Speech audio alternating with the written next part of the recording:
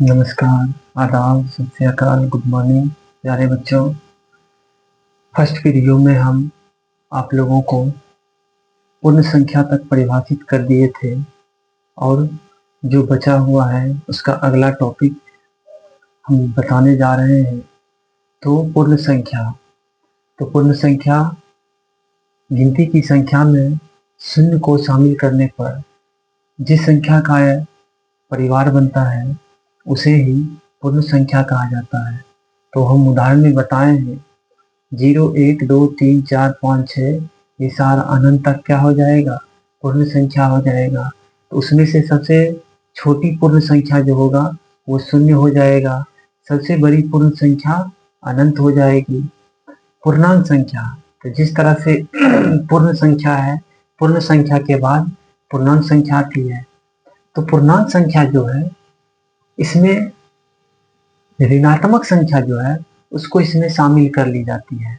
यानी पूर्ण संख्या शून्य से शुरू होती है और उसी में अगर ऋणात्मक संख्या को शामिल कर लिया जाए तो क्या बन जाएगा, पूर्णांक संख्या बन जाएगा।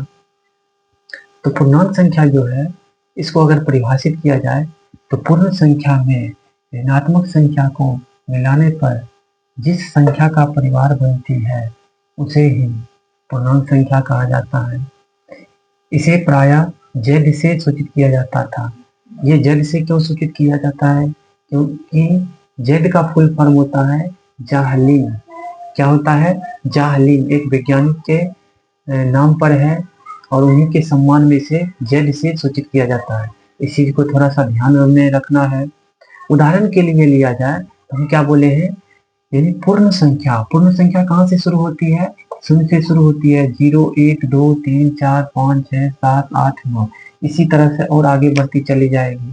और इसमें ऋणात्मक संख्या को शामिल कर लिया जाए तो ऋणात्मक संख्या क्या होगा, -1, -2, -3, -4, -5।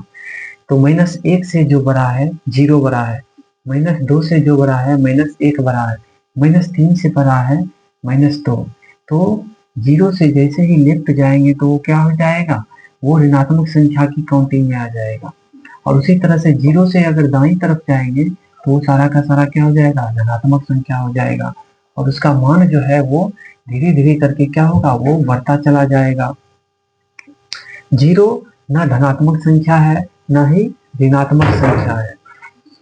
चलिए, तो आप लोगों को सबसे पहले नंबर तो हम ये सभी परिभाषित शब्द बता दिए हैं, इसमें कंफ्यूजन नहीं होगा। एक चीज और ध्यान में रखना है कि सारा का सारा प्राकृत संख्या जो है वो क्या कहलाएगा, पूर्ण संख्या कहलाएगा। सारा का सारा प्राकृत संख्या जो है पूर्ण संख्या में शामिल हो जाएगी। सारा का सारा पूर्ण संख्या जो है वो किसमें शामिल हो जाएगा, पूर्णांक। जैसा कि यहाँ पे दिख रहा है कि सारा का सारा प्राकृत संख्या ये जितना भी है ये किसमें शामिल हो रही है, ये पूर्णांक संख्या में ये शामिल हो रही है। चलिए, अब उसके बाद जो है अगला टॉपिक है वो आती है परिमेय संख्या। परिमेय संख्या जो है, परिमेय संख्या मतलब जिसको अंश बटे हर अर्थात p बटे q के रूप में व्यक्त किया जा सकता है, उसी को क्या कहेंगे, परिमेय संख्या कहेंगे। तो जैसे कि आप डिफाइन कर चुके हैं हम कि जिस संख्या को p बटे q के रूप में व्यक्त किया जाता है उसे ही परिमेय संख्या कहा जाता है। जहाँ p और q पूर्णांक है, q जो है 0 के बराबर नहीं होना चाहिए। इसका मतलब क्या है, अगर 1/0 कर दिया जाए तो ये परिभाषित नहीं है,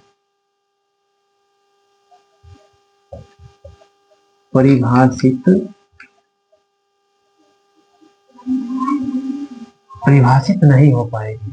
इसीलिए हर में शून्य को नहीं रखा जाता है, ऐसा वैज्ञानिक लोगों का मानना है वास्तव में। चलिए, तो p बटे q के रूप में 0 एक परिमेय संख्या है और इसे p बटे q के रूप में व्यक्त किया जा सकता है। तो 0/1 हो गया, 1/1 हो गया, -2/3 हो गई, 7/6 है, 11/13। इसी तरह से ढेर सारा उदाहरण दिया जा सकता है। इसमें प्लस और माइनस दोनों हो सकता है। धनात्मक संख्याएं धनात्मक भी हो सकती है और ऋणात्मक भी हो सकती है। इसीलिए इसमें कोई कंफ्यूजन नहीं होनी चाहिए। तो आप लोगों को हम सेकेंड वीडियो में ये सारी चीज़ें बता दिए हैं। अब जो है अगला टॉपिक जो भी होगा आप लोगों को हम बता देंगे। आप लोग थोड़ा इसको नोट कर लीजिएगा। जहाँ पे दिक्कत होगी वहाँ पे थोड़ा कमेंट करना है।